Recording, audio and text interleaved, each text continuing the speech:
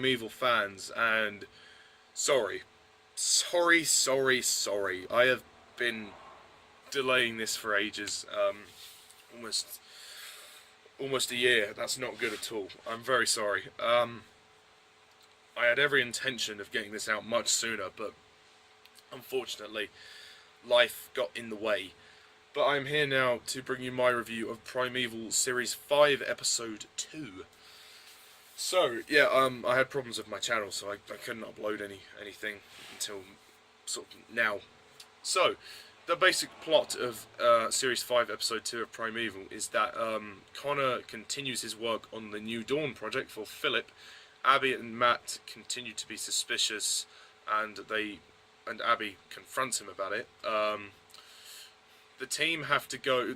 Abby, Connor, and Matt have to go and help a crew in a submarine who find an anomaly underwater, who are attacked by this sort of crocodile thingy. They also find some velociraptors on their ship, and they have to sort of try and, tranquilize those. Meanwhile, you have the Admiral who comes in. He tries to nuke the anomaly for some reason, if he actually believes it can work, in order to sort of stop anything else coming through. And obviously Lester tries to tell him that that's not a good idea, and it goes on from there. Really, that's about it. So, Series 5, Episode 2. It's alright.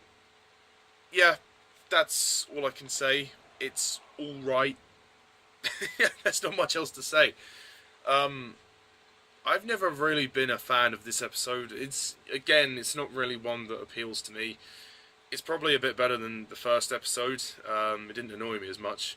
It certainly has its moments. I like the situation. I like the scenario that they're in this submarine. That's really good, and I think the lighting helps create a sense of darkness and subversiveness to it. It's very immersive in that sense, and the creatures are good. The episode does have its mixture of intense moments and dull moments too. All the scenes with the Admiral, I agree with Louis B, one of my subscribers. I agree that the Admiral scenes do feel a little bit unnecessary. That they don't feel in place. I mean, I get why they were there. Ooh. Excuse me.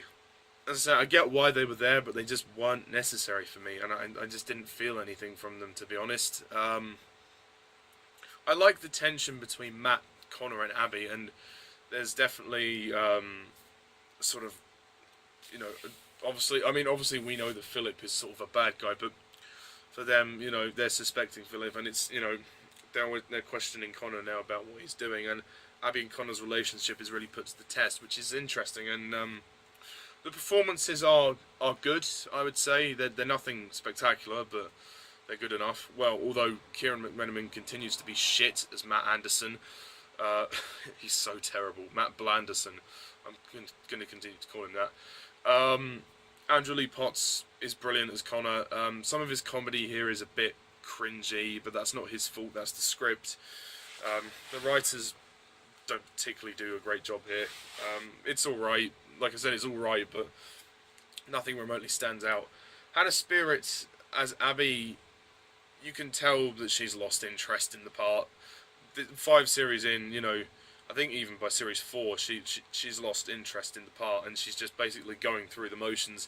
It's a shame, because she was very good in the first 3 series of the show. She actually gave a very strong performance as Abby, and I still think she's a great character, but I just think her performance here, she's kind of given up, really. Ruth Kearney is great as Jess, even though the character Jess is kind of useless. But I think Ruth Kearney is both hot and cool at the same time. Hot meaning very attractive, and cool meaning very good in the part. So yeah, and Ben Miller's great again with his sarcastic humour. Always a treat to have as Lester. The CGI for the budget is great. There's nothing, it's not going to blow your mind away, but it's definitely impressive for the budget. And this is one of the better shot episodes, I think, because of how tight the sets are. The submarine set is really good, and it's very secluded off, and obviously filming there must have been a bugger. So they filmed it very well. Obviously, I imagine a lot of it was probably done on a Steadicam. So good for the camera operators and the people who behind the show. It kind of drags, so it just goes on. I mean, it's, you know, it's just more of the same, and it drags on, and then things go boom, and then it ends. You know, that's about it. I mean, it's, yeah. The suspenseful kind of action sequence moments are good. The crew of the ship don't really get any development. They're just there as side characters. They're only there for the one episode, so they don't make an effort to really develop them. The pacing could be a bit tighter. Like I said, it's a bit slow. It does drag in a few places, but it's a bit more brisk than episode 1, and I think the setting is a lot better, and the setting helps you immerse into the story a bit more. The music is all right. Again, the soundtrack is okay.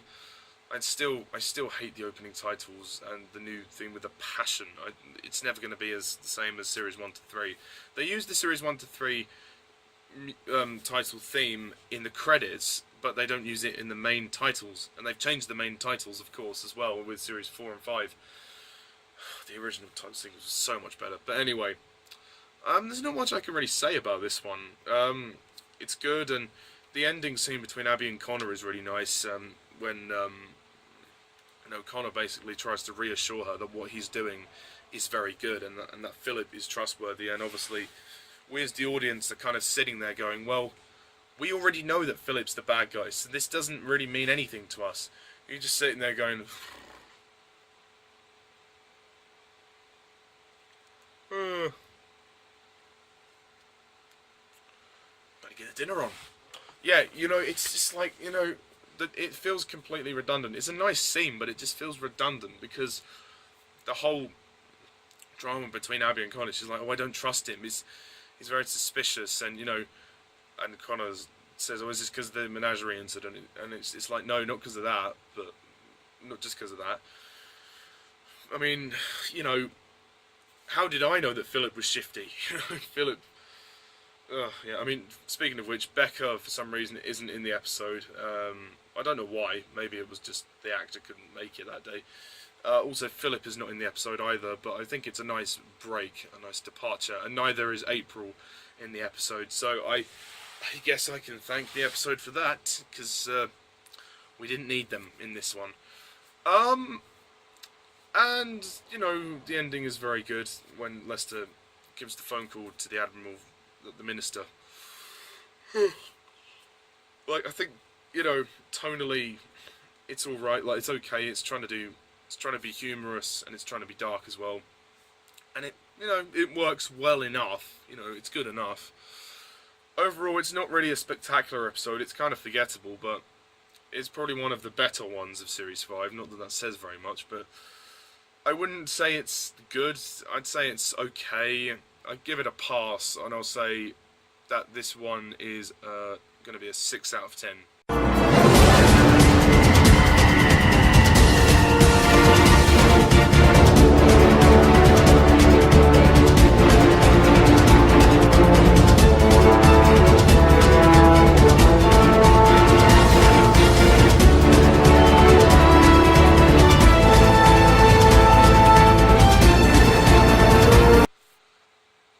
Yeah, that's my thoughts on Series 5, Episode 2.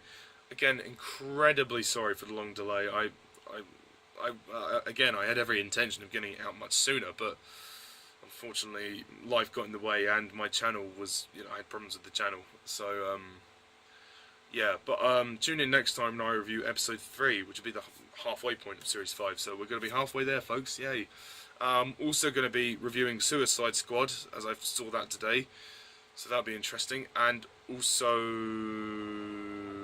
had another video on my mind. Yeah, Doctor Who. I'm going to carry on my Doctor Who Series 9 reviews as well. So yeah, you got a lot of content to look forward to. So stay tuned, folks. Thank you all for watching, and as always, I'm Mr. TARDIS11. See ya.